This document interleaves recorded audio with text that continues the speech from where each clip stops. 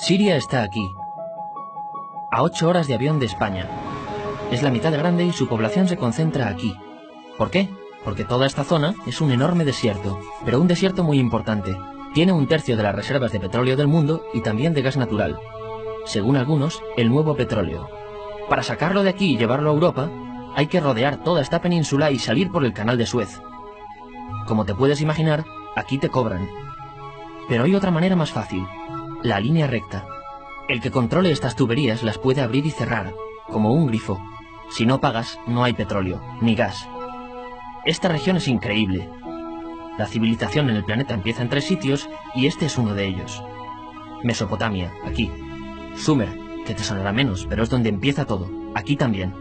¿Recuerdas la Torre de Babel de la Biblia? La hicieron estos tíos. Egipto, aquí. Siempre ha sido un punto de contacto entre Oriente y Occidente, dando a Asia salida al Mediterráneo. Quizá por eso aquí nacen las principales religiones monoteístas, el judaísmo, el cristianismo y el islam. El islam es el último que llega y de hecho acoge a las 2 anteriores. Adán, Noé, Moisés, Jesucristo son considerados profetas islámicos. Bueno, al grano. Como la zona es brutal, todos han querido controlarla y siempre ha estado dentro de algún imperio.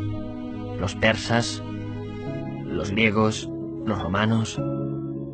El imperio romano termina partiéndose en 2 y finalmente solo sobrevive esto. Ahora es cuando la última religión monoteísta, el Islam, construye su propio imperio. ¿Te acuerdas de las cruzadas? Bueno, pues son los europeos cristianos intentando recuperar esta zona de la que estamos hablando. Los últimos en llegar son los turcos, que ojo, no vienen de Turquía, sino de muy lejos en Asia, junto con Gengis Khan. Lo conquistan todo y fundan el Imperio Otomano. El Imperio Otomano se queda ahí hasta la Primera Guerra Mundial. 600 años. Cuando acaba la Primera Guerra Mundial, aparecen pequeños países donde antes estaba el Imperio Otomano. Y por primera vez vemos a Siria en un mapa. Hasta ahora la habíamos dibujado para no perdernos. ¿Y quién se inventa estos países? Bueno, lo que te voy a contar es alto secreto. O lo era en 1916. Este súper secreto se llama Acuerdo de Sykes-Picot. Los franceses y los ingleses no podían derrotar solos al Imperio Otomano. Solo podían si les apoyaba la gente que vivía dentro. En su mayoría árabes. ¿Cómo se los ganaron? Pues les prometieron la Gran Arabia, un país solo para ellos. El único problema es que era un timo. Antes de seguir, recuerda una cosa. Los árabes son un pueblo, pero no una religión. O sea, un árabe puede ser musulmán, puede ser cristiano, y antes del Islam parece que hubo tribus árabes con tradiciones judías. Bueno, pues a los árabes no les dieron ese único país que les habían prometido. En su lugar, franceses y británicos crearon muchos países pequeños. Estos países, obviamente, no eran países de verdad, sino zonas bajo su control, con gobernantes puestos por ellos. Durante este tiempo hacen lo que quieren con la zona.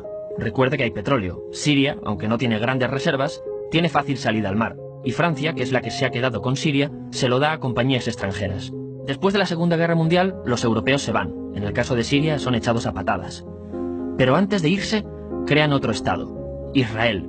No es el momento de hablar de ello, pero es un estado muy polémico que sus vecinos no reconocen. La prueba es que nada más irse los británicos, todos estos estados lo atacan. La zona, a partir de ahora, va a ser una bomba de relojería. Y mientras, ¿qué pasa en Siria? Bueno, pues no es muy estable. Tiene golpes de estado constantes. En esa época, aparece en Siria una ideología que se hace con el control y se expande por el mundo árabe, el Ba'ath. Esta ideología mezcla el antiguo sueño de una sola nación árabe con ideas socialistas. Y algo muy importante, es laica, o sea que no es religiosa. Siria se llega a unir con Egipto, un país con el que no tiene frontera. Pero no es algo raro, muchos de estos países intentan hacerlo también. Como recordarás, a esta gente se le había prometido un solo país y las ganas las seguían teniendo. Pero la unión falla.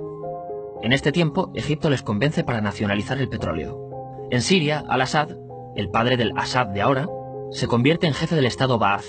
En Irak, también Ba'ath, comienza a ganar fuerza Saddam Hussein. Las diferencias entre ambos países dividen a los partidos Ba'ath de otros países en pro-Siria o pro-Irak. Ahora ocurre la Guerra Fría. El mundo se divide en 2, o eres de Estados Unidos o de la Unión Soviética. Son años muy movidos en los que se pegan constantemente con Israel, invaden su vecino Líbano y comienza una oposición islamista al régimen Ba'ath de Assad. Los hermanos musulmanes. Vale, volvamos atrás un momento. Recuerdas que la mayoría de árabes eran musulmanes, ¿verdad? Bueno, pues dentro de los musulmanes hay 2 ramas fundamentales. Suníes, la mayoría, y chiíes. En el caso de Siria, a pesar de ser un estado laico, los gobernantes como Assad y los jefes militares eran chiíes, los cuales representan menos del 13%.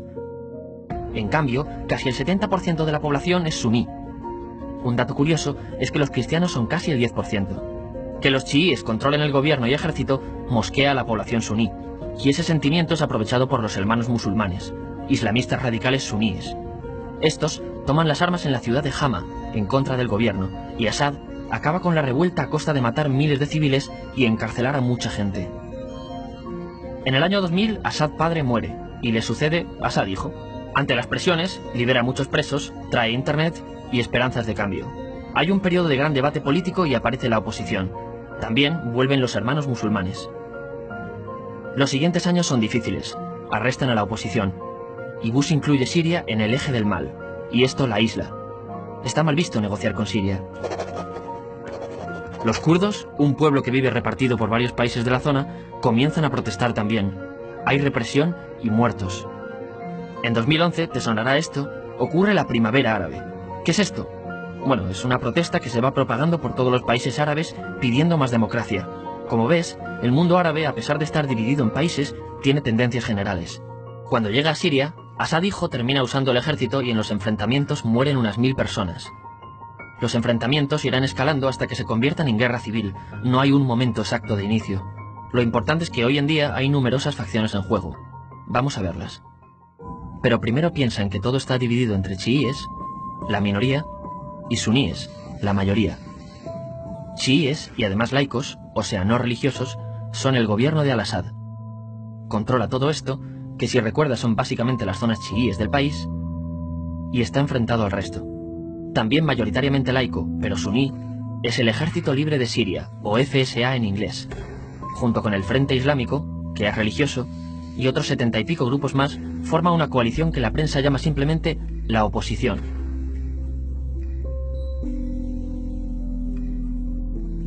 También suníes e islamistas, pero radicales, son Al-Nusra, llamados Al-Qaeda en Siria porque son básicamente eso, Al-Qaeda en Siria.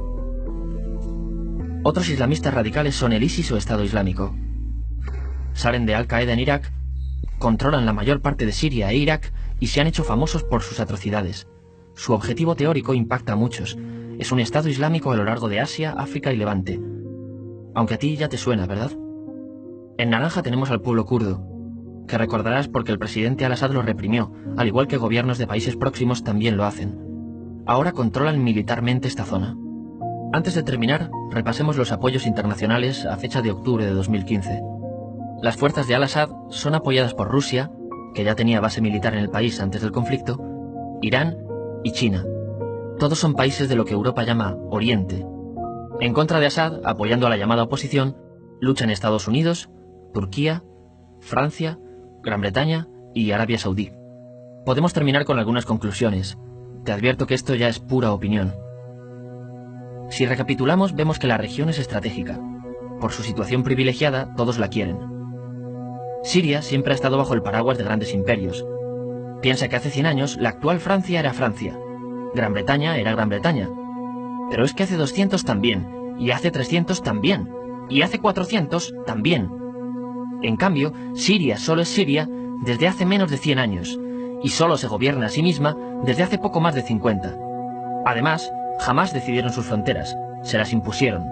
Europa dividió Oriente Medio a su antojo para controlarlo, diseñando países sin tener en cuenta su población. Muchos historiadores dicen que todo pueblo tiene la necesidad de manejar su propio destino, pero estos ingredientes que hemos visto juegan en contra de proyectos como la Siria Ba'ath, que encima usa la represión para mantenerse. En última instancia, lo que producen es una guerra civil.